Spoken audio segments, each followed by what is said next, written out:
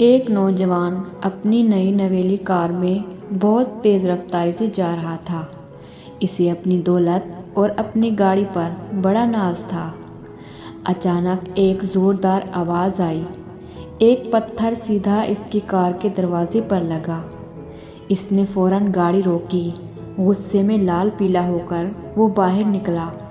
اس کی قیمتی گاڑی کے دروازے پر ایک بڑا نشان پڑ چکا تھا۔ اس نے دیکھا پاس ہی ایک چھوٹا بچہ کھڑا تھا۔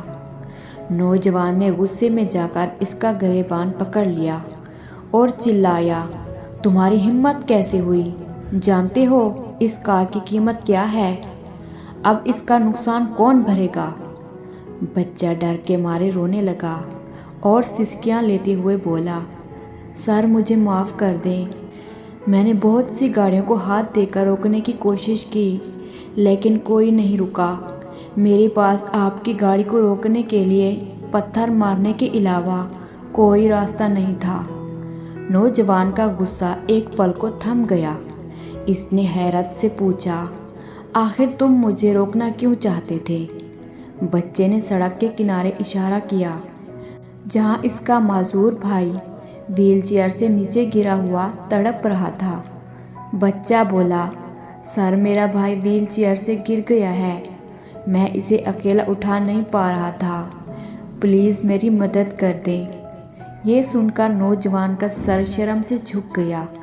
اس نے خاموشی سے اس معذور بچے کو اٹھایا، اسے دوبارہ وہیل چیئر پر بٹھایا اور اس کے زخم صاف کیے۔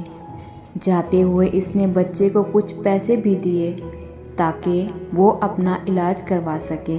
نتیجہ، اس نوجوان نے اپنی کار کا وہ نشان کبھی ٹھیک نہیں کروایا۔ وہ نشان اسے ہمیشہ یہ یاد دلاتا تھا کہ زندگی میں کبھی اتنی تیز نہ چلیں کہ آپ کو رکنے کے لیے کسی کو پتھر مارنا پڑے۔ آخری پیغام، یاد رکھیں، اگر آپ دوسروں کی پکار نہیں سنیں گے تو زندگی آپ کو روکنے کے لیے پتھر ضرور مارے گی۔